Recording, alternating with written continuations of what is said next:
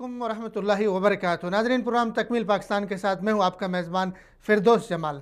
ناظرین، پاکستان شاعر مشرق علامہ محمد اقبال رحمۃ اللہ علیہ کا ایک خواب سے تعبیر کا سفر مکمل ہوا اور بر صغیر کے مسلمانوں کو پاکستان کے صورت خوبصورت مملکت خداداد ملا، لیکن تعبیر سے تکمیل کا سفر ابھی باقی ہے، اور اسی سفر کی جستجو کرتے ہیں ہم اس پروگرام میں، اور کوشش کرتے ہیں ان راہوں کو کھوجنے کی جس سے تکمیل پاکستان ہوگی، اور پاکستان کی تکمیل ہوگی نظریاتی تکمیل، پاکستان کی تکمیل ہوگی جغرافیائی تکمیل، پاکستان کی تکمیل ہوگی جس مقصد کے لیے پاکستان کو حاصل کیا گیا تھا، اس مقصد سے پاکستان کو ہم کنار کر کے، اور پاکستان کی جغرافیائی تکمیل ہوگی ان تمام حصوں کو، ان تمام خطوں کو، ان تمام علاقوں کو، ان تمام مقبوضہ جگہوں کو پاکستان میں شامل کرنے کے بعد جو اصولی طور پہ پاکستان کے حصے میں آنے چاہیے تھے۔ آج کے اس ٹاک شو میں بھی ہم اسی سفر کی طرف جستجو کریں گے، اسی سفر کی طرف بڑھنے کی کوشش کریں گے۔ آج ہمارے ساتھ 3 ٹاپک ہیں جن پہ ہم گفتگو کریں گے اور جن پہ ہم اپنے ماہرین کی رائے لے لیں گے۔ پہلے دورہ جو ہوا ولی عہد محمد بن سلمان کا، پاکستان کا دورہ ہوا، اور بہت ہی خوبصورت اور خوشگوار یادیں اس دورے کے بعد پاکستان پہ چھوڑ کے وہ واپس ہوئے۔ تو اس دورے کے اثرات، اس دورے کے بعد پاک سعودی تعلقات کی سطح، اس پہ ہم بات کر لیں گے، اور کن کن سیکٹرز پہ سرمایہ کاری ہوئی اور کن کن سیکٹرز پہ ابھی سرمایہ کاری ہونی ہے پاک سعودی تعلقات کے بیچ، اس پہ بات کر لیں گے۔ اور دوسرا ہمارا ٹاپک ہے، بہت آج کا سنسنی خیز ٹاپک ہے، وہ ہے پاک بھارت کشیدگی۔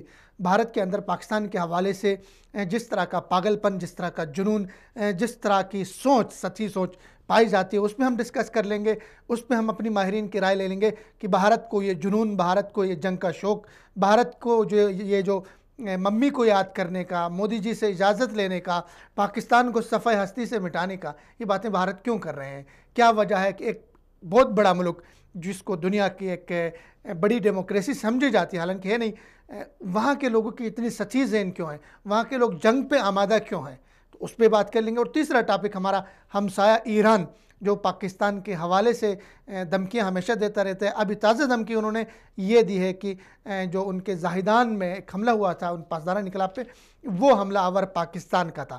پاکستان پہ بلیم گیم جو ہے ایران کی طرف سے ہمیشہ ہوتی رہتی ہے، لیکن پاکستان کی طرف سے اس کا جواب نہیں دیا جاتا، یا اگنور کیا جاتا ہے، یا اس قابل نہیں سمجھا جاتا ہے کہ ایران کو جواب دیا جائے۔ اس پہ بھی ہم بات کر لیں گے۔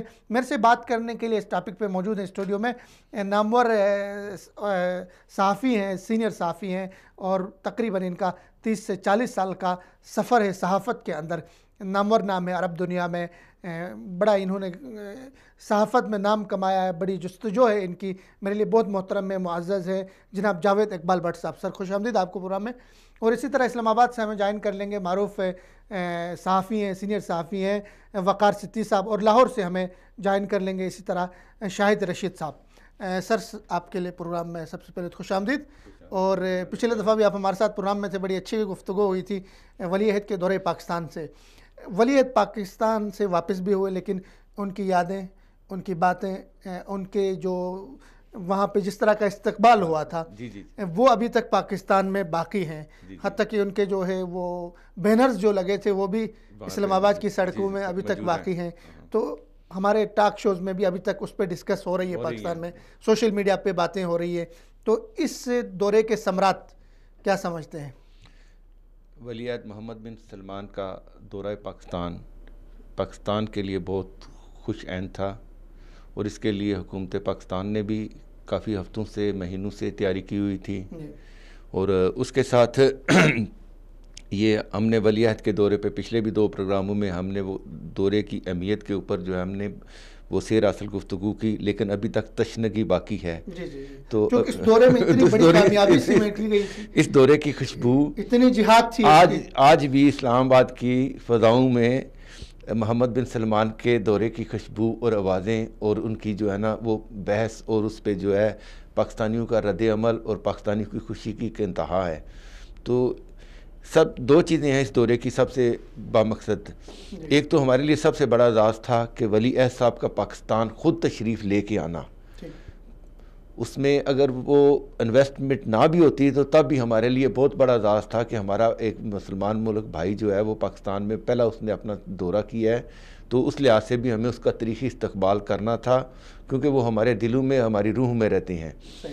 تو اس دورے میں جس طرح، جس اپنائیت سے، جس پیار سے ولی عہد صاحب نے اس کو اپنا گھر سمجھ کے، دوسرا اور پھر سب سے بڑی بات کہ پاکستان میں انہوں نے آ کے کہا کہ میں پاکستان کا سعودی عرب میں سفیر ہوں۔ دوسری بات، انہوں نے پاکستان کے وزٹ ویزے کی فیس جو ہے 2000 سے کم کر کے تقریباً 300 کچھ ریال کر دی ہے۔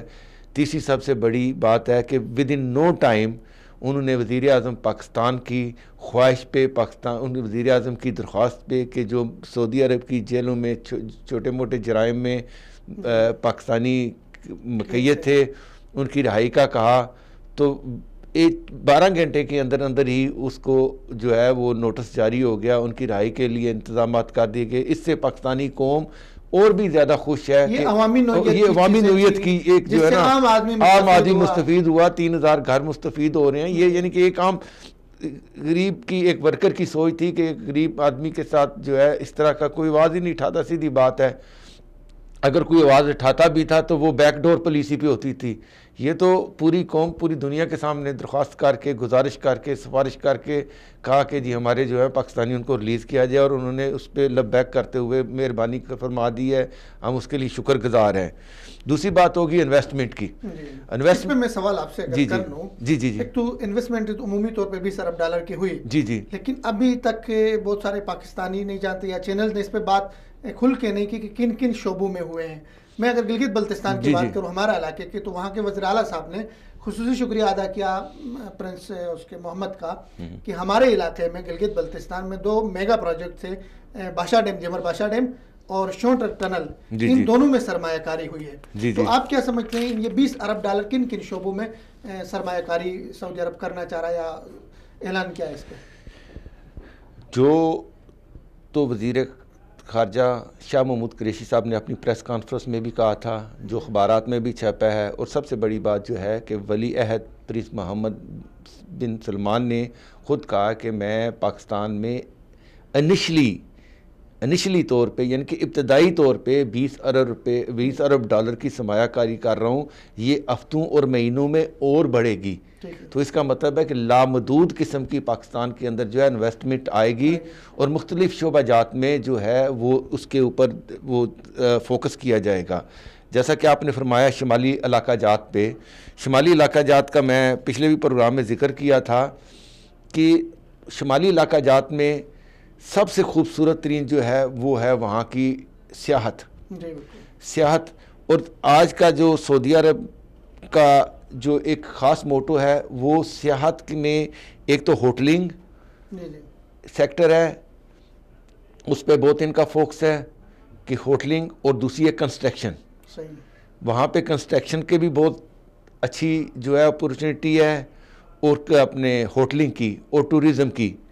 یہ کتنا خوبصورت علاقہ ہے، اگر آپ کے پاس ویڈیو ہو تو آپ دکھائیں کہ شمالی گلگت علاقہ جو ہے وہ کتنا خوبصورت ہے، اور اس کو آپ سوئٹزرلینڈ یا دوسرے جو بھی دنیا کے، میں خود دنیا کے مختلف ممالک میں گھوما ہوں، لیکن یقین کریں کہ یہ واقعہ ہی اس علاقے میں، شمالی علاقہ جات میں اس قسم کی اللہ تعالیٰ نے قدرتی حسن دیا ہوا ہے، نیچرل بیوٹی ہے، اس میں قدرتی حسن ہے، جھرنے ہیں، آبشاریں ہیں، کہ یہ جو انسان کے کبھی کبھی تخیل میں نہیں آتا، یہ اس طرح کے مناظر ہیں، شاعری کرنے کو دل کرتا ہے۔ میں کہتا ہوں کہ آدمی کی کسی نے 1 سال 2 سال کہیں بہت زیادہ محنت کی ہو تو اس کو 10-15 دن کے لیے وہاں جا کے ریلیکسیشن کرنی چاہیے، اور یہ بہت بڑی انڈسٹری ہے۔ سعودی عرب اس سمت میں اس شعبے میں بھی انویسٹمنٹ کرے گا، اور اس لیے وزیر اعظم نے بھی گزارش کی تھی، اور وہ ایک سوال کہا تھا کہ آپ، میری خواہش ہے کہ آپ ہمارے شمالی علاقہ جات بھی دیکھیں، تو آپ کو جو ہے نا وہ اس کے حسن کے جو ہے نا کا پتہ لگے کہ کتنی خوبصورت علاقہ ہے۔ تو دوسری یہ تو ہوگی تھی اس کی، دوسری ہوئی ہے سب سے بڑی انویسٹمنٹ جو ہے ایشیا کی سب سے بڑی ریفائنری بنائی جا رہی ہے بلوچستان کے اندر، وہ اس میں پیٹرو کیمیکل بھی ہے، کیمیکل بھی ہے، اس میں ریفائنڈ آئل بھی ہے اور نان ریفائنڈ آئل بھی ہے۔ پاکستان کو کیا فائدہ ہو رہا ہے؟ کیونکہ یہ سوال اٹھایا جا رہا ہے جی اس میں 2-3 سیکٹر میں جو ہے نا وہ پاکستان کا فائدہ ہے۔ پہلی بات تو یہ ہے کہ پاکستان کو سالانہ $2 ارب کم از کم جو ہے نا وہ اس میں بچت ہو جائے گی، کیونکہ وہ آئل ان کا خود یہاں پہ جس کو ٹرانسپورٹیشن کہتے ہیں اور سپلائی کہتے ہیں، اس میں اینول جو ہے ہمیں $2 ارب کا، یہ تو ایک ڈائریکٹ ہمیں جو ہے نا وہ بچت ہے، ٹھیک ہے۔ ایک within no time storage بہت بڑا ہوگا۔ پاکستان میں آج جو سٹوریج ہے اس ٹائم، جو پاکستان میں میکسیمم جو سٹوریج ہے وہ 20 سے 25 دن کا سٹوریج ہے پاکستان کی ٹوٹل۔ اگر کسی بھی ایمرجنسی کیس میں بھی پاکستان کو ضرورت پڑے تو ہمارے پاس 20 سے 25 دن سے زیادہ استطاعت نہیں ہے سٹوریج کرنے کی۔ اس سے تو ایک سٹوریج کی استطاعت بڑھ جائے گی کہ پاکستان کے اندر 5-6 مہینے کا سٹوریج آ جائے گا، ٹھیک ہے۔ دوسرا، پیٹرو کیمیکل کے ساتھ اس کی جو ڈفرینٹ کیمیکل ہیں، پیٹرو کیمیکل ہیں، آئل ہیں، اس کی جتنی بھی اس سے منسلک جو پروڈکٹ ہیں، خاص طور پہ پلاسٹک وغیرہ، اس چیزوں کے ساتھ اور بھی بہت انڈسٹری بوم کرے گی۔ تو یہ ایک بہت بڑا کمپلیکس سٹی بن رہی ہے، اس میں کام کرنے والے اس سے ایسوسیٹڈ ہوں گے۔ ہاں، تو یہ ایک ایسا ہب بن جائے گا کہ جہاں سے سعودی عرب خود بھی ایک اپنی سپلائی بڑی آسانی سے کر سکے گا، خواہ وہ چین کرے، خواہ وہ دوسرے ممالک میں کرے۔ ایک ہم راہداری سے بھی کما لیں گے، جب وہ وہاں سے پیٹرول جائے گا تو وہ بھی ہمیں پیسے ملیں گے۔ اچھا، یہ ایک بہت بڑا ایک نا وہ سٹی سی بنے گی، وہ انڈسٹریل ایریا بن جائے گا۔ میں اس کے وہ حجم کا تو نہیں کرا سکتا۔ لے السلام علیکم۔ السلام علیکم، خوش آمدید سر پروگرام میں آپ کو۔ سب سے پہلے سر ہم بات کر رہے ہیں ولی عہد کے دورے کے بعد کے اثرات، ثمرات اور یادیں اسلام آباد میں۔ تو سب سے پہلے تو آپ ہمیں یہ بتائیں کہ آپ اسلام آباد میں تھے، اس دورے کو آپ نے کیسے پایا، اس کا استقبال پاکستان میں کیسے ہوا، اور اسلام آباد کی فضاؤں میں کیا باتیں ہو رہی ہیں وہاں پہ سیاسی حلقوں میں، صحافتی حلقوں میں، اس دورے کے حوالے سے؟ دیکھیے، ولی عہد کا جو دورہ تھا یہ انتہائی تاریخی اہمیت کا حامل دورہ تھا، اور ہمیشہ سے جو دونوں ملکوں کے درمیان تعلقات رہے یہ اسی وہ سلسلے کی ایک وہ کڑی تھی۔ لیکن چونکہ ایک نئی نسل ہے اور ایک نوجوان ولی عہد ہیں، وہاں کے پاکستانی عوام ہمیشہ سے شاہ عبدالعزیز سے لے کے اب تک جتنے بھی حکمران آئے ہیں سعودی عرب سے، کہ ان سے اور جذباتی جو ہے وابستگی وہ رکھتی ہے۔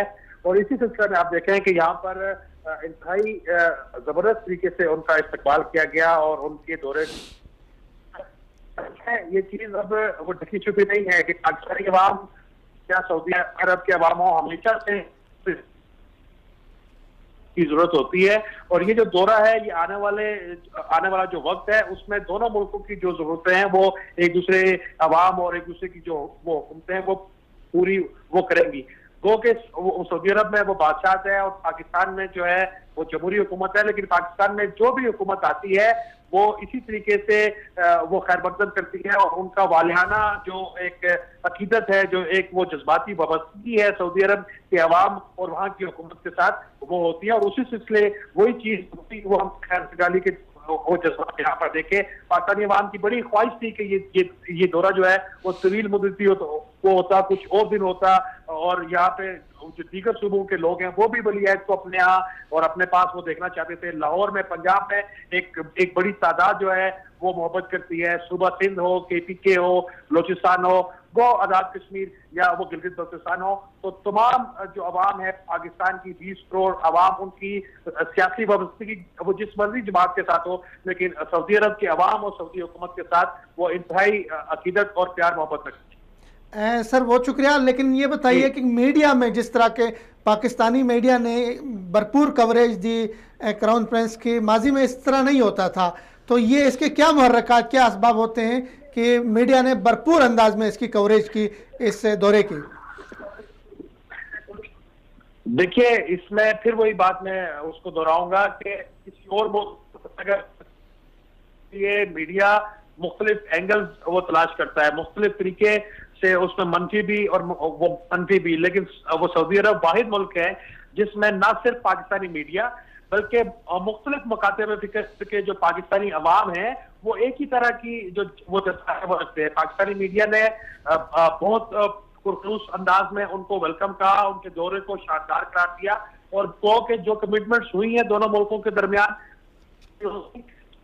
ان کو بھی ایک اور اینگل سے وہ پڑھا جائے گا۔ اور اس میں صرف میڈیا نہیں، میں آپ کو پھر کہوں گا सऊदी हुकूमत और सऊदी अवाम के साथ पूरी पाकिस्तानी 22 करोड़ अवाम जो है वो एक ही पेज पे रहे, उनका सियासी ताल्लुक जिस मर्जी जमात से हो, लेकिन इस खानदान के साथ, इस हुकूमत के साथ और इस अवाम के साथ जो है वो उनके जज्बात वो यकसा है, वो जो है वो मोहब्बत और अकीदत रखते हैं, वो कस्टोडियन है मक्का और मदीना की जो होली प्लेसेस है हमारी, और इसलिए पाकिस्तानी जो अवाम है वो इसमें कतई नजर के उनका ताल्लुक किस मर्जी जमात से है, वो मोहब्बत और खुलूस एक ही तरह का है। और हम दुआ गो हैं कि आइंदा आने वाले वो दिनों में ये जो ताल्लुक है, ये मोहब्बत है, ये जो रिश्ता है, ये मजीद वो गहरा हो और मजीद अच्छे तरीके से दोनों ममालिक आगे बढ़ें।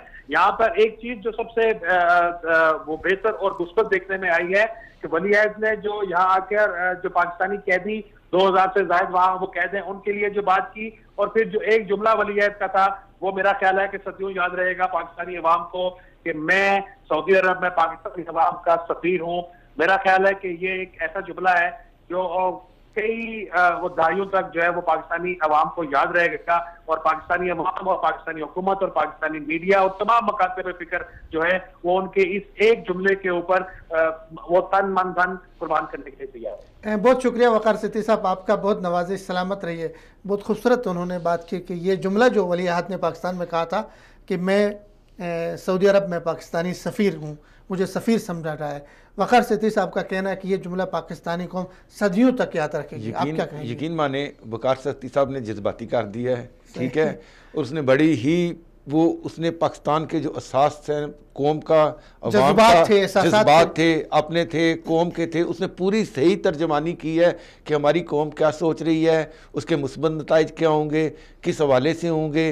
और उन्होंने कौम चाहती थी कि वली अहद मुख्तलिफ सूबों का भी विजिट करें, उन्होंने कहा कि पूरे अवाम की ख्वाहिश थी, उसकी हुकूमत की ख्वाहिश थी, इलाके के इलाकों की ख्वाहिश थी, सूबाई इलाकों के में उनके लोग उनके इस्तकबाल के लिए परजोश थे।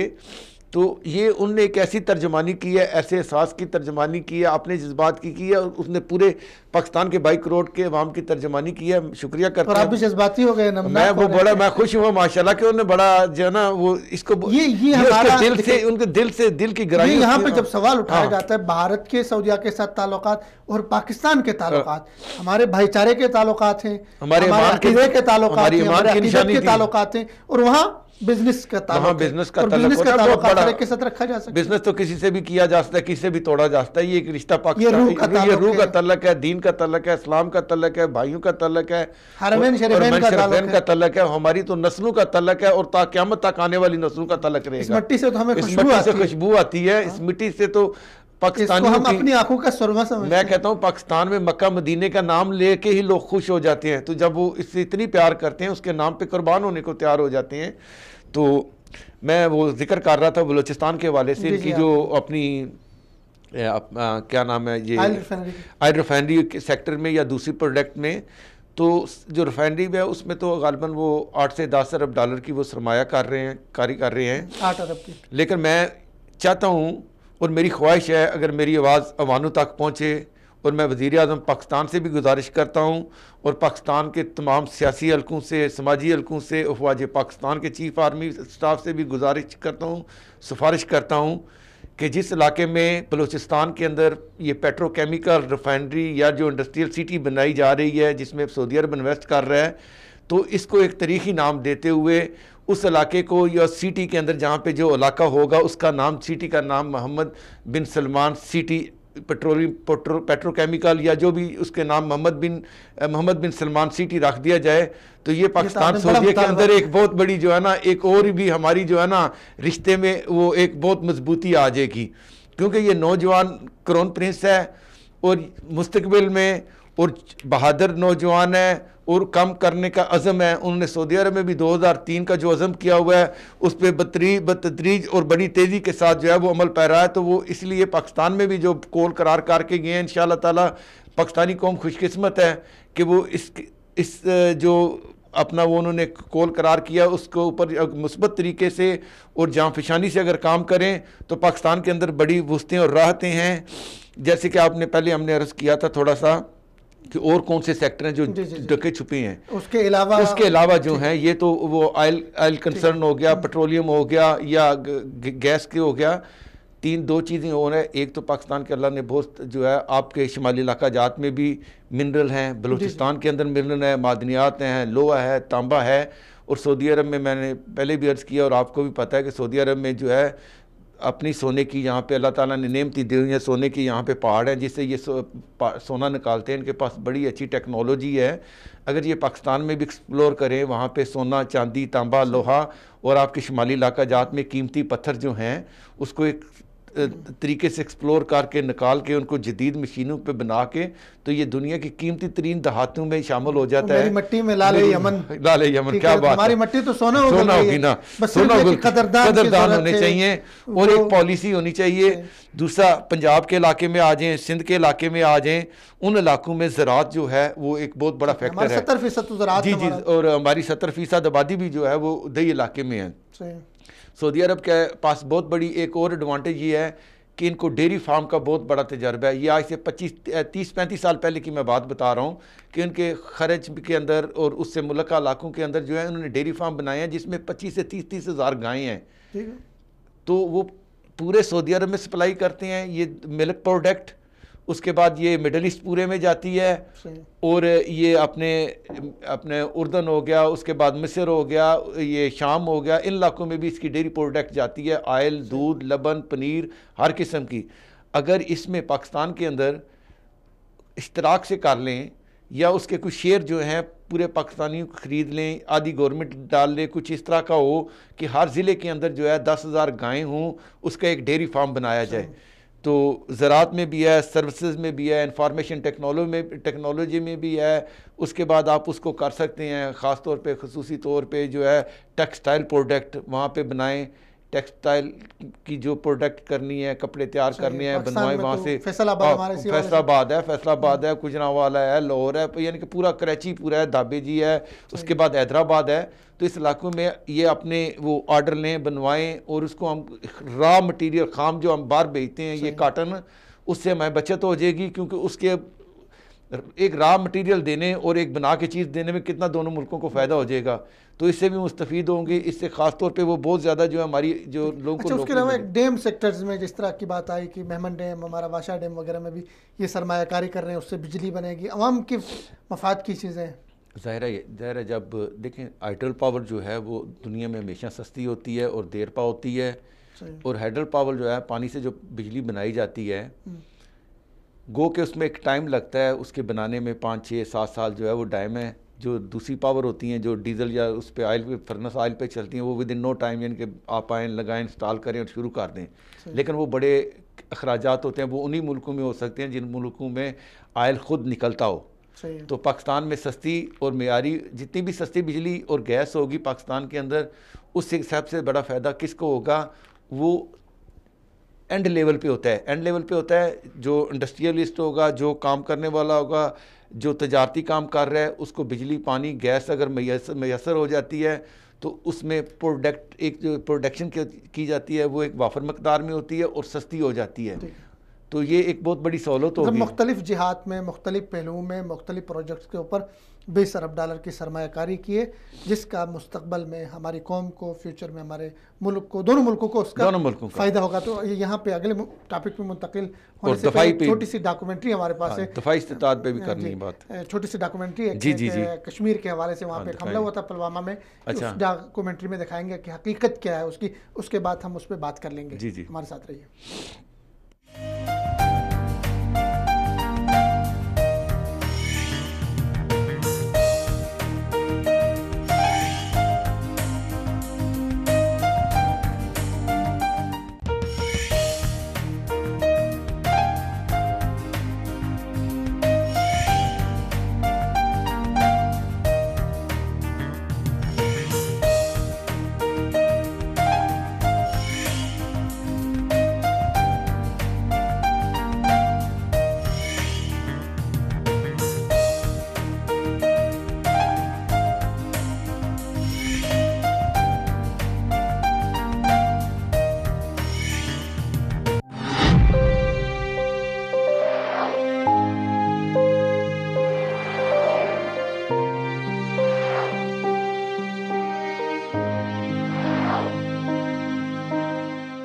14 فروری کو مقبوضہ کشمیر کے ضلع پلوامہ میں بھارتی پیراملٹری فورس کے قافلے پر خودکش حملہ ہوا، جس میں 45 فوجی ہلاک ہوئے۔ 1989 کے بعد بھارتی فوج پر کشمیر میں ہونے والا یہ سب سے بڑا حملہ ہے۔ کئی دہائیوں سے مقبوضہ کشمیر پر ہونے والے بھارتی مظالم کسی کی نظر سے پوشیدہ نہیں۔ بھارت نے کشمیریوں کو ان کے حق آزادی سے محروم رکھنے کے لیے ظلم و جبر کی انتہا کر دی ہے۔ آج ہر 10 کشمیریوں پر ایک بھارتی فوجی تعینات ہے، لیکن افسوس عالمی انسانی حقوق کی تمام تنظیمیں اور خدائی فوجدار امریکہ بھی اس ظلم و زیادتی پر آنکھ بند کیے بیٹھا ہے۔ بھارت اس حملے کی وجہ ڈھونڈنے کے لیے اپنے گریبان میں نہیں جھانک رہا، بلکہ روایت کے مطابق بھارتی سرکار نے کچھ دیر بعد ہی پاکستان پر اس حملے کا الزام لگا دیا۔ دوسری طرف بھارتی میڈیا بھی پاکستان مخالف تقاریر کر کے اپنی ریٹنگ بڑھانے میں مصروف ہے۔ میڈیا اور بھارتی سرکار کے ان غیر ذمہ دارانہ بیانات کے نتیجے میں بھارتی عوام کے جنگی جنون میں نہ صرف اضافہ ہوا ہے، بلکہ مقبوضہ کشمیر کے انتہا پسند ہندوؤں کے ہاتھوں 50 گاڑیاں اور مسلمانوں کی املاک جلانے کی خبریں بھی آ رہی ہیں۔ یہاں یہ بات بھی قابل ذکر ہے کہ کسی کشمیری رہنما بشمول بھارت نواز فاروق عبداللہ نے بھی پاکستان کی مداخلت کو یکسر مسترد کر دیا ہے۔ بھارتی سرکار کی پاکستان دشمنی کوئی نئی بات نہیں۔ تاریخ شاہد ہے کہ جب بھی بھارت میں انتخابات کا وقت قریب آتا ہے یا پھر پاکستان میں کسی اہم شخصیت کی آمد یا ترقی کے سلسلے میں کوئی اہم پیش رفت ہونے جا رہی ہو، تو بھارتی سرکار اور ان کے ہمنوا بھارتی میڈیا کے سینوں پر سانپ لوٹنے شروع ہو جاتے ہیں، اور اس بار اتفاقاً یہ دونوں عوامل ہی درپیش ہیں۔ بھارت میں اپریل میں ہونے والے انتخابات میں بھارتی انتہا پسند ہندوؤں سے ووٹ لینے کے لیے مودی سرکار نے پاکستان دشمنی کو ہی صفحے اول کا ایجنڈا بنایا ہے، مگر اب بھارت کو یہ سمجھنے کی ضرورت ہے کہ ان کا یہ کھیل پرانا ہو چکا ہے۔ اب بچہ جمہورہ کو کسی اور ڈگڈگی پر نچانا ہوگا، کیونکہ تماشبین اب اس بندر تماشے سے لطف اندوز نہیں ہوتے۔ دنیا اتنی بے خبر نہیں کہ بھارتی نوٹنکی نہ سمجھ سکے۔ دوسری طرف پاکستان میں سعودی ولی عہد محمد بن سلمان کی آمد اور اربوں ڈالر کی انویسٹمنٹ نے بھی بھارت سرکار کے سینوں میں آگ لگا دی ہے، اور یہی وجہ ہے کہ پاکستان کو عالمی سطح پر تنہا کرنے کے لیے بھارت کی مذموم سرگرمیاں تیز ہو گئی ہیں۔ اسی سلسلے کی ایک کڑی نریندر مودی اور بھارتی مشیر اجیت دیول کا بیان کہ بھارت اپنے دفاع میں کسی بھی کارروائی کا حق رکھتا ہے۔ حکومت پاکستان کی ہمیشہ یہ کوشش رہی ہے کہ بھارت کے ساتھ امن قائم ہو اور تمام مسائل کا حل مذاکرات کی میز پر کیا جائے۔ اس سلسلے میں وزیر اعظم کا یہ بیان کہ آپ ایک قدم بڑھائیں گے تو ہم 2 قدم بڑھائیں گے، پاکستانی حکومت کی جانب سے امن کی پیش قدمی کا واضح ثبوت ہے، مگر بھارتی سرکار اپنی حرکتوں سے یہ ثابت کرتی رہی ہے کہ اس کے لیے اپنے سیاسی مفادات کے سامنے نہ تو خود بھارت کا بلکہ پورے خطے کا امن کوئی اہمیت نہیں رکھتا ہے۔ اس حملے پر بھی کافی شکوک پیدا ہو رہے ہیں کہ کیا اس حملے کے پس پردہ مودی سرکار اس بار بھی پاکستان دشمنی کو انتخابات میں پوائنٹ سکورنگ بنانا چاہ رہی ہے؟ یہاں ایک بات مسلم ہے کہ بی جے پی انتخابات میں جیتنے کے لیے کسی بھی حد تک جا سکتی ہے، چاہے اسے 45 فوجیوں کی بلی ہی کیوں نہ چڑھانی پڑے۔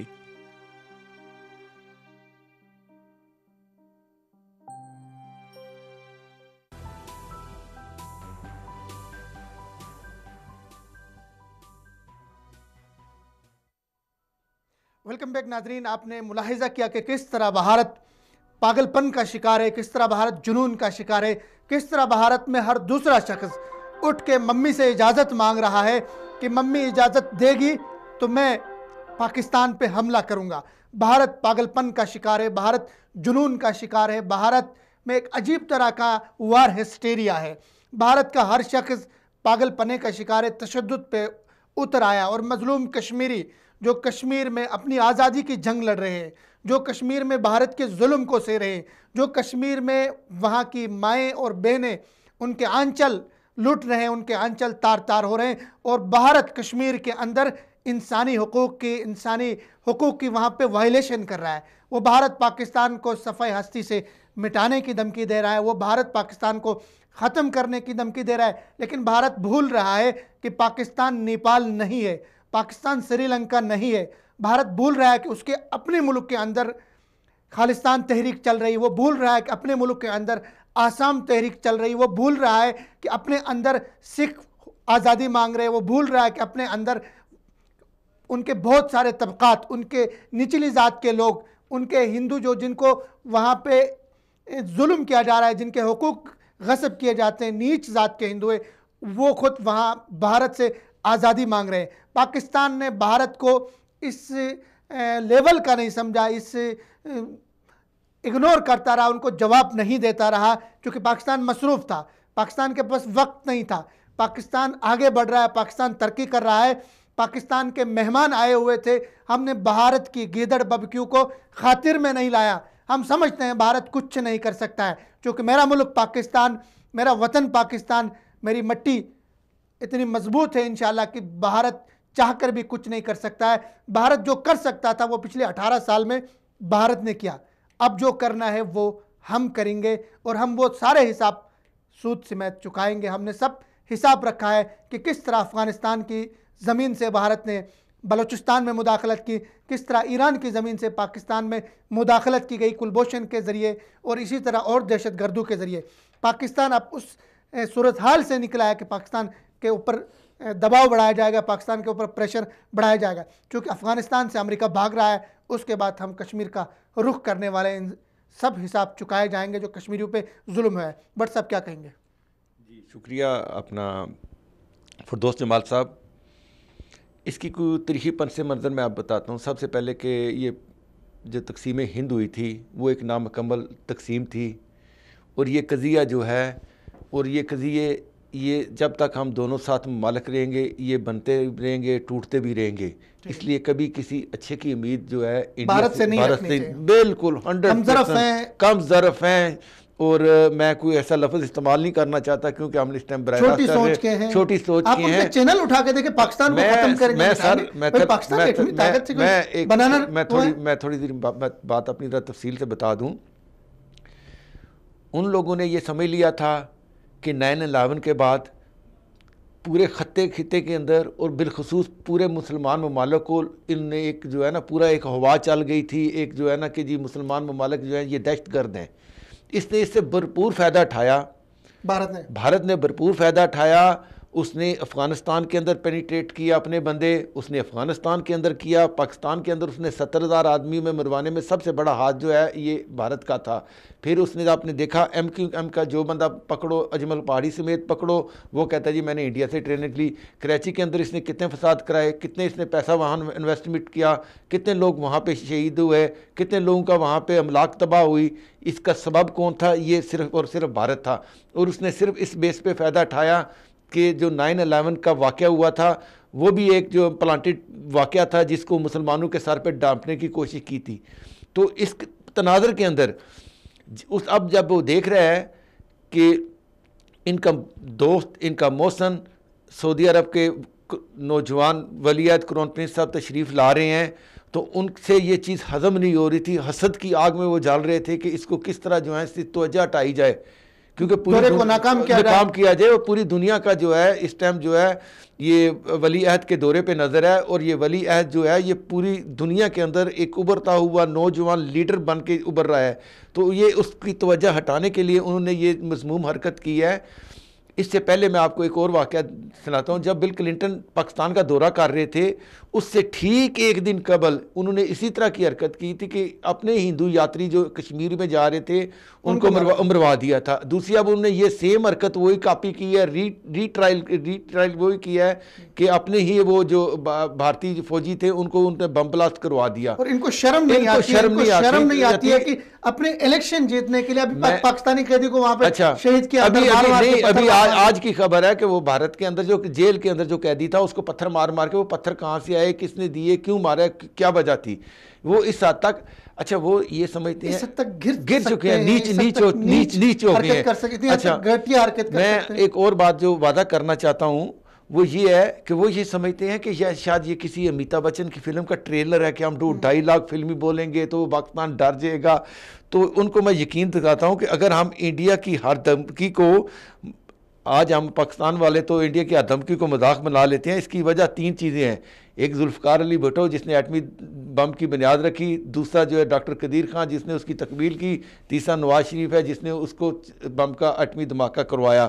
پاکستان ایک مضبوط ہاتھوں میں ہے اور پاکستان کے اندر جو کوئی بھی میلی آنکھ اٹھا کے نہیں دیکھ سکتا. یہ تو ان کے تو جرنیل ٹی وی پہ لگا کے دیکھو ایسے لگتا ہے وہ ٹی وی اسکرین سے باہر آ جائیں گے. تو ان کے لیے میں نے ایک شعر لکھا ہے، وہ ذرا غور سے انڈیا والوں سن لو، متوجہ ہو کے سنو. یہ آپ کے لیے ہے اور یہ پاکستان کے 22 کروڑ کی طرف سے آپ کو پیغام ہے. پاک مٹی کو لہو دینے سے کب ڈرتے ہیں، پاک مٹی کو لہو دینے سے ہم کب ڈرتے ہیں، ایسے مرنے پہ تو اللہ کی قسم مرتے ہیں. چشم دشمن تیرے ناپاک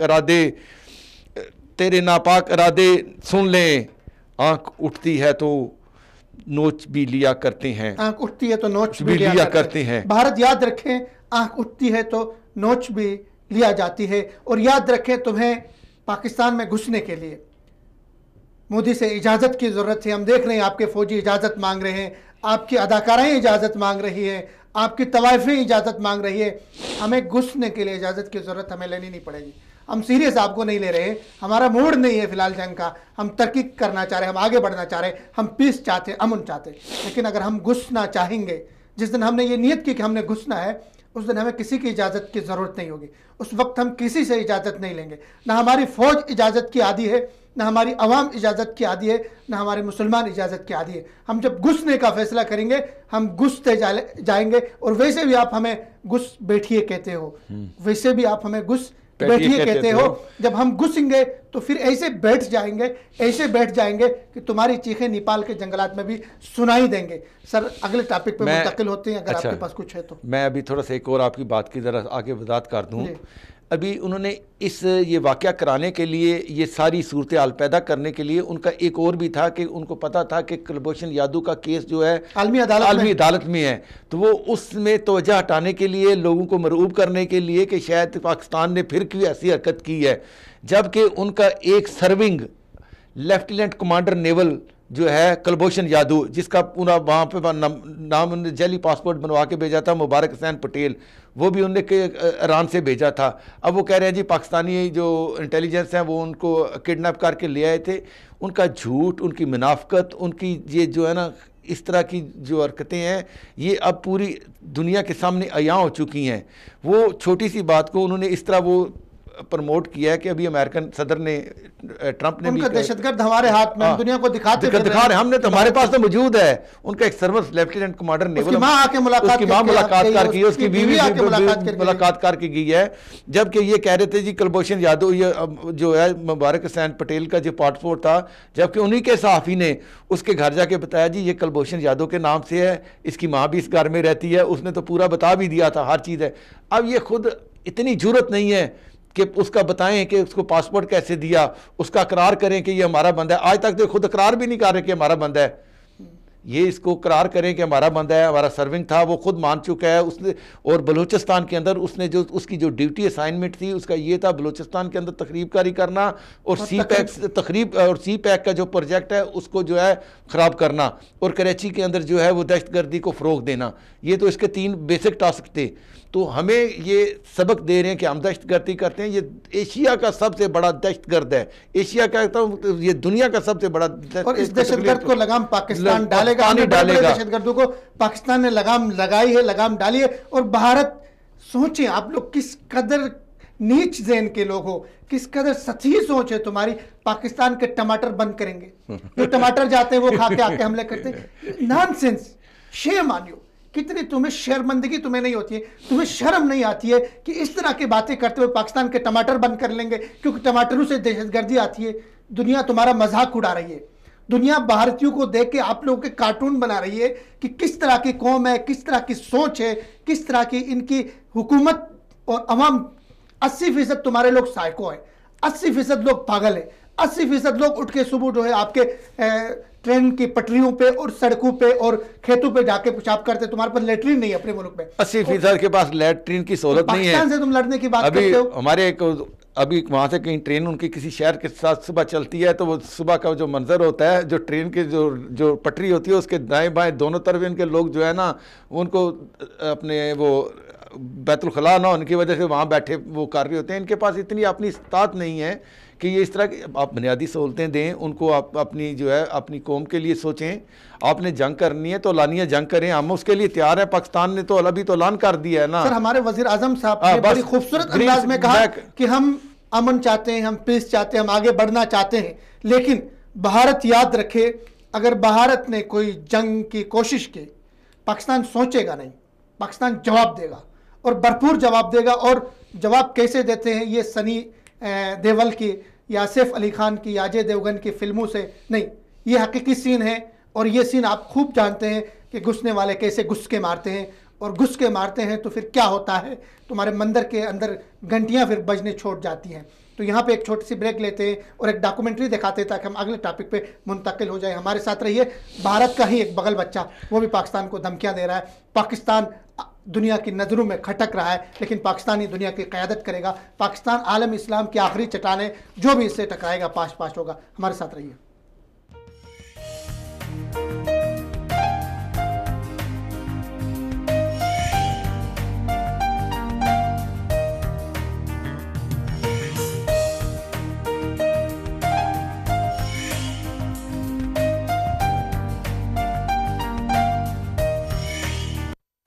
भारत की पाकिस्तान को धमकियां और पाकिस्तान का भरपूर जवाब। मकबूजा कश्मीर में भारतीय काबिज फौजियों पर कश्मीरी मुजाहिद के हमले के बाद भारत आपे से बाहर हो चुका है। पाकिस्तान को भारत मुसलसल हमले करने की धमकियां दे रहा है। गुज़िश्ता हफ्ते पुलवामा में भारतीय फौजी काफिले पर होने वाले हमले में 50 के करीब भारतीय फौजी हलाक और 100 से जायद शदीद जख्मी हुए। भारत ने इस हमले का इल्जाम पाकिस्तान पर आयद करते हुए कहा कि पाकिस्तान दहशत गर्दों को सपोर्ट कर रहा है। पाकिस्तान ने भारतीय इल्जाम को मुस्तरद करते हुए कहा, अगर भारत के पास सबूत हैं तो पाकिस्तान ताउन के लिए तैयार है। वज़ीर आज़म इमरान खान ने अपने बयान में भारत को जवाब देते हुए कहा कि अगर भारत ने पाकिस्तान के खिलाफ कोई मज़मूम कदम उठाने की कोशिश की तो बगैर सोचे समझे पाकिस्तान की जानिब से भरपूर जवाब दिया जाएगा। वज़ीर आज़म इमरान खान ने कहा कि भारत माजी की तरह पाकिस्तान पर इल्जाम तराशियों से बाज आ जाए। वज़ीर खारजा शाह महमूद कुरैशी ने भी भारतीय इल्जामात को मुस्तरद करते हुए कहा कि भारत सफारती ताल्लुकात और आदाब का ख्याल रखे। दूसरी जानिब भारतीय वज़ीर आज़म नरेंद्र मोदी मुसलसल पाकिस्तान के खिलाफ जहर उगल रहा है। भारतीय मीडिया और भारतीय शिद्दत पसंद हिंदू भी पाकिस्तान के खिलाफ जंग की बातें कर रहे हैं। राजस्थान में पाकिस्तान से गए शहरियों को भारत से निकालने का हुक्म दे दिया गया है। मकबूजा कश्मीर में भारतीय जनरल के एस ढहलू ने धमकी देते हुए कहा कि कश्मीरी औरतें अपने बच्चों से असलहा वापस लें, अगर असलहा वापस ना लिया तो उनको मार दिया जाएगा। कश्मीर में पुलवामा हमले के बाद से मुसलसल 6 दिनों से कर्फ्यू नाफिज है। 6000 से जायद कश्मीरी शहरी मसाजिद में पनाह लेने पर मजबूर हैं। तफ्तीश और तलाशी की आड़ में भारतीय गासिब फौजी मकबूजा कश्मीर में 4 दीवारी के तकद्दुस को पामाल कर रहे हैं। भारत की इस फ्रस्ट्रेशन से जहां दुनिया भर में भारत को इंसानी हुकूक का कातिल ठहराया जा रहा है, वहीं भारतीय तज्जियाकार और आलमी मुबस्सिरीन पुलवामा हमले की आड़ में मोदी सरकार की मक्कारी पर बात कर रहे हैं। मुबस्सिरीन के मुताबिक मोदी सरकार फौजियों के खून के जरिए न सिर्फ भारतीय आम इंतखाबात जीतने की कोशिश में लगी है, बल्कि पाकिस्तान में कुलभूषण यादव जैसे दहशत गर्दों से आलमी दुनिया की नजरें हटाने के लिए ड्रामा रचा रही है। ताहम पाकिस्तान ने अक़वाम मुत्तहिदा से भारत की इल्जाम तराशियों पर नोटिस लेने का मुतालबा किया है। सवाल यह है कि आखिर भारत कब तक मकबूजा कश्मीर में निहत्ते कश्मीरियों का कत्लेआम जारी रखेगा? कब तक भारतीय सियासतदान अपने ही फौजियों के खून से सियासत चमकाते रहेंगे? वेलकम बैक नाजरीन। हम बात कर रहे थे भारत के मकरूह चेहरे पे, हम बात कर रहे थे भारत के किरदार पे, ہم بات کر رہے تھے بھارت کے گھٹیا پن پہ، نیچ سوچ پہ، ہم بات کر رہے تھے کہ کشمیر میں بھارت کے فوجی کمانڈر نے اعلان کیا ہے کہ کشمیری مائیں اپنے بچوں کو سمجھائیں ورنہ ان کو مار دیا جائے گا، اور کشمیریوں نے اعلان کیا ہے کہ بھارتی مائیں اپنے فوجیوں کو کشمیر نہ بھیجے ورنہ مار دیے جائیں گے۔ لیکن ہم اگلے ٹاپک پہ منتقل ہوتے ہیں، وہ بھی بھارت سے ہی ریلیٹیو ہے۔ ایران جو ہمیشہ سے کوشش اس نے کی ہے کہ بھارت کے ساتھ کھڑا رہے، خطے میں بھارت کو فیسیلیٹیٹ کرے اور بھارت کے موقف کی تائید کرے، بھارت کی ہاں سے ہاں ملائے۔ پاکستان نے ہمیشہ کوشش کی کہ ایران کے معاملے میں ایران کی شرارتوں کا، ایران کے پاکستان کے ساتھ کلبھوشن بیچنے کا اور دہشت گردی کی تنظیمیں بیچنے کا پاکستان نے نوٹس نہیں لیا۔ یہاں پاکستان نے ان کو اور طریقے سے سمجھانے کی کوشش کی، لیکن ایران بھارت کی زبان بولنے لگا ہے، بھارت کی طرح گیدڑ ببکیو پہ اتر آیا ہے۔ پاکستان کا امن، پاکستان کی سلامتی، پاکستان کی حرمت، پاکستان کا تقدس، پاکستان کی حفاظت ہمیں سب سے عزیز ہے، سب سے مقدم ہے۔ ایران کے اپنے اندر کے مسائل ہیں، وہاں پہ لوگ احتجاج کر رہے ہیں ان کے نظام کے خلاف، ان کی حکومت کے خلاف، ان کے مظالم کے خلاف۔ وہاں بھوک ہے، وہاں افلاس ہے، وہاں غربت ہے، وہاں پانی کے مسائل ہیں، وہاں بے روزگاری ہے، وہاں مہنگائی ہے، اور وہاں پہ لوگوں نے ہتھیار اٹھائے ہوئے ہیں، وہاں ان کے آپس کے اندر کے معاملات ہیں۔ پاکستان کا اس سے کوئی لینا دینا نہیں ہے۔ زاہدان میں ایرانی فوجیوں پہ حملہ ہوا اور ایران نے فوراً تحقیقات سے پہلے ہی اس کا الزام پاکستان کو دے دیا۔ ان کے ایک جرنل نے دھمکی دی کہ پاکستان میں گھس کے ہم اس کا بدلہ لیں گے، اور آج ہی ایک اور ان کے بریگیڈیئر نے، نام ان کا محمد پاک ہے، نام تو اچھا ہے لیکن کام ان کا اچھا نہیں، اس نے بھی یہی دھمکی دی ہے پاکستان کو۔ تو ہم بات کرتے اپنے مہمان سے کہ ایران جس کی اپنی کوئی اوقات نہیں ہے، جس کے اوپر اتنی پابندیاں ہیں، سر اٹھا نہیں سکتا ہے اور آج تک پابندیوں کا شکار ہے، اپنے اندر کے مسائل ان پہ توجہ دینے کے بجائے ایران انڈیا کی ہاں میں ہاں ملا کے پاکستان کو کیوں تھریٹ کر رہا ہے؟ کیا کہتے ہیں بٹ صاحب؟ یہ ایران کی جو صورتحال ہے، یہ علاقائی طور پہ بھی اور بین الاقوامی طور پہ ان کو دو حوالوں سے دیکھا جائے گا۔ ٹھیک ہے۔ پہلی کہ پاکستان کے ساتھ اس کی سرحد ملتی ہے بلوچستان کی، ایک وسیع ہے، ہمارا ہمسایہ ملک ہے، مسلمان ملک ہے، تو پاکستان نے ہمیشہ سے ایک اچھے تعلقات رکھنے کی، ایک اچھا ان سے جو ہے وہ بہتری کرنے کے لیے ان کی بعض چیزوں کو اوور لک کیا ہے، نظر انداز کر دیا ہے، ٹھیک ہے، اس لیے کہ ایک اچھا ہمارا جو ہے وہ ان سے برادرانہ تعلق رہے۔ لیکن میں سمجھتا ہوں کہ یہ ابھی جو ہے جو پچھلے دنوں پاسداران انقلاب پہ جو حملہ ہوا ہے، جس میں وہ ان کے بندے مارے گئے ہیں، اور انہوں نے بھی بغیر کسی ثبوت کے وہ پاکستان کے اوپر جو ہے الزام لگایا، ساتھ انہوں نے ساتھ ہی سعودی عرب پہ لگا دیا، ساتھ ہی عرب امارات پہ لگا دیا، ساتھ ہی امریکہ پہ کر دیا، ساتھ ہی وہ اسرائیل کو انہوں نے ایک ہی۔ اور عجیب بات تھی، جس دن ان کے وزیر خارجہ کہہ رہا تھا اس حملے کے پیچھے امریکہ ہے، اسی دن ان کے جرنل کہہ رہے تھے اس حملے کے پیچھے پاکستان ہے۔ ان کے ابھی اپنی متضاد دونوں کی رائے ہے نا، جنرل صاحب اور فرما رہے ہیں، بریگیڈیئر صاحب اور کہہ رہے ہیں۔ اب ہم نے کلبھوشن یادو جو آیا تھا، وہ وہاں پہ انہوں نے انڈیا نے پینیٹریٹ کیا ہوا تھا، وہاں سے وہ بیٹھ کے جو ہے وہ بلوچستان کنٹرول کر رہا تھا، پھر وہاں سے وہ پاکستان ان کے سیف ہاؤسز اندر ہے، وہاں پہ بنے ہوئے ہیں، وہیں پہ انہوں نے اس کو یوز کیا۔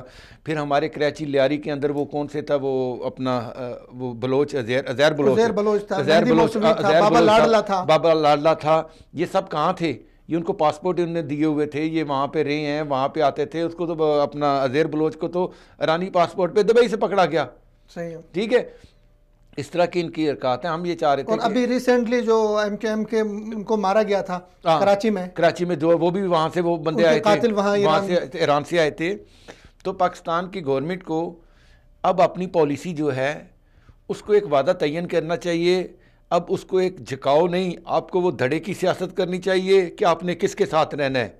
آپ کو کھل کے اعلان کرنا چاہیے کہ ہم کس بلاک کے اندر ہیں اور کس کے ساتھ ہم نے رہنا ہے، کیونکہ انڈیا افغانستان کے اندر کچھ ایسی تنظیمیں اور ایران یہ مل کے پاکستان کے لیے جو ہے وہ کچھ مسائل پیدا کر رہے ہیں، تو ہم نے اپنی بقا کے لیے، اپنے رہنے کے لیے، اپنے جینے کے لیے، اپنے سر اٹھا کے رہنے کے لیے ہمیں بھی جو ہے اب دھڑے کی سیاست کرنی چاہیے اور اپنا بلاک وعدہ کرنا چاہیے کہ ہم نے کس بلاک کا ساتھ دینا ہے اور ہمیشہ دینا ہے. یہ بڑی توجہ طلب بات ہے، اس پہ غور کیجئے گا اور سنیے اور دیکھیے اس سے پہلے کہ موقع ہاتھ سے نکل جائے. صحیح. اس میں ایک اور چیز کا اضافہ کرتے جاؤں کہ جس طرح ایران کی دھمکیاں آ رہی ہیں پاکستانی سیکیورٹی ایجنسیوں کو، پاکستانی حساس اداروں کو، پاکستانی فوج کو، پاکستان کے امن اور آشتی کو قائم رکھنے والے جتنے ادارے ہیں ان کو بالکل چوکنا رہنا ہوگا کہ ایران اپنے اس ہزیمت کو چھپانے کے لیے، اپنے اندر کے جو احتجاج ہے، اپنے اندر کی جو چیزیں ہیں ان کو چھپانے کے لیے، انڈیا کو خوش کرنے کے لیے انڈیا کے ساتھ مل کے پاکستان میں دوبارہ سے دہشت گردی کے آغاز کر سکتا ہے. کیونکہ بہت سارے بدقسمتی سے میر جعفر، میر صادق ہمارے معاشروں میں، ہمارے سوسائٹی میں، ہمارے سماج میں ایسے ہیں جو اندر سے کھڑکیاں کھولنے والے ہیں. ہمیں اس وقت ایک لائن طے کرنی ہوگی، ایک ریڈ لائن، کہ اس کو کراس کرنے والا وہ ملک کا وفادار نہیں ہے. ہمیں اپنا ملک کا مفاد عزیز ہونا چاہیے. ہر ملک سے پہلے ہمیں اپنا ملک کا مفاد عزیز ہونا چاہیے، ہر ہمسائے سے پہلے. ہمیں سب سے پہلے ہمارا ملک ہونا چاہیے، ہمارا پاکستان ہونا چاہیے. اور اس طرح کی دھمکیوں کے بعد پاکستان کی طرف سے جواب جانا چاہیے. پاکستان ایک ذمہ دار ملک ہے، پاکستان ایک ایٹمی طاقت ہے. پاکستان کوئی ایرا گیرا ملک نہیں ہے، کوئی نیپال نہیں ہے، کوئی سری لنکا نہیں ہے جس کے ساتھ اٹھ کے کوئی بھی دھمکی دے گا اور ہم خاموش رہیں گے. پاکستان کی قوم پاکستانی اداروں کے ساتھ کھڑی ہے، پاکستان کی فوج کے ساتھ کھڑی ہے. پاکستان کسی بھی اس طرح کے گیدڑ ببکیوں کے سے ڈرنے والا نہیں ہے. پاکستان کسی کے دھمکی میں آ کے خوف میں مبتلا ہونے والا نہیں ہے. ہمیں پاکستان کا امن، پاکستان کی آشتی، پاکستان کا مفاد سب سے زیادہ عزیز ہے. اور ہم جانتے ہیں، ہم سمجھتے ہیں کہ کچھ ممالک کو پاکستان میں ولی عہد کے آنے سے، کچھ ممالک کو پاکستان میں سرمایہ کاری سے، کچھ ممالک کو پاکستان کے آگے بڑھنے سے، پاکستان کے ترقی کی طرف بڑھتے ہوئے سفر سے سخت تکلیف ہے، سخت اذیت ہے. وہ حسد میں مبتلا ہے، وہ جلن میں مبتلا ہے. وہ پاکستان کو ایک ناکام اور فیل سٹیٹ بنانے کی بھرپور کوشش کر رہے ہیں. انشاءاللہ وہ اپنے عزائم میں ناکام ہوں گے. تو یہاں پہ ہمارا پروگرام کا ٹائم بھی ختم ہوتا ہے. بٹ صاحب میں آخر میں آپ سے ایک میسیج لینا چاہوں گا، اگر کوئی میسیج آپ دینا چاہیں تو. میں میسیج تو کیا دینا، میں ایک کھلی بات کرنا چاہ رہا ہوں کہ پاکستان کی عوام پاک فوج کے ساتھ ہے. ہم پورے 22 کروڑ متحد ہیں، یکجہت ہیں. یہ انڈیا بھی سن لے، ایران بھی سن لے، جو بھی پاکستان کا دشمن ہے وہ کان کھل کے سن لے. اور پھر ان کو میں دوبارہ یہی شعر سنانا چاہتا ہوں: پاک مٹی کو لہو دینے سے کب ڈرتے ہیں، ایسے مرنے پہ تو اللہ کی قسم مرتے ہیں. چشم دشمن تیری ناپاک ارادے سن لیں، آنکھ اٹھتی ہے تو ہم نوچ بھی لیا کرتے ہیں. تو یہ سب کے لیے پیغام ہے کہ ہم آپس میں سیاسی اختلاف کسی بھی قسم کا ہو، لیکن ہم بحیثیت قوم ایک ہیں، متحد ہیں. اور یہ تو اچھا کیا ہے اس چھوٹے سے واقع پلوامہ نے کہ پوری قوم کو متحد کر دیا ہے، اکٹھا کر دیا ہے. ہم تو وہ بیڑ چال میں پھنسے ہوئے تھے، اپنے وہ چھوٹے چھوٹے مسائل میں تھے، لیکن اب ہم اکٹھے ہیں، ایک ہیں اور ایک سمت ہے. اور ہم نے تعین کی ہوئی ہے پاکستان اور پاکستان کی حفاظت اور اپنے دوستوں کی حفاظت. پاکستان کی حفاظت، پاکستان کے دوستوں کی حفاظت اور پاکستان کے دوست اور دشمنوں کی پہچان وقت کا تقاضا ہے. اور پاکستان جانتا ہے، سمجھتا ہے اور احساس رکھتا ہے، صلاحیت رکھتا ہے کہ اپنا دفاع کس طرح کرنا ہے، اپنے دوستوں کا دفاع کرنا ہے. قوم متحد تھی، ہے اور رہے گی. انشاءاللہ پاکستان قائم اور دائم رہے گا اور پاکستان کی تکمیل ہوگی، پاکستان کی جغرافیائی تکمیل اور پاکستان کی نظریاتی تکمیل. اور پاکستان کے وہ سارے علاقے جو پاکستان میں ہونے چاہیے وہ پاکستان میں انشاءاللہ شامل ہوں گے. پاکستان عالم اسلام کی آخری چٹان ہے، پاکستان پہ سایہ خدائے ذوالجلال ہے. ناظرین، فردوس جمال کو اجازت دیجیے. پروگرام کیسے لگا اپنی رائے سے ہمیں ضرور آگاہ کیجیے. اللہ حافظ. السلام علیکم ورحمۃ اللہ وبرکاتہ.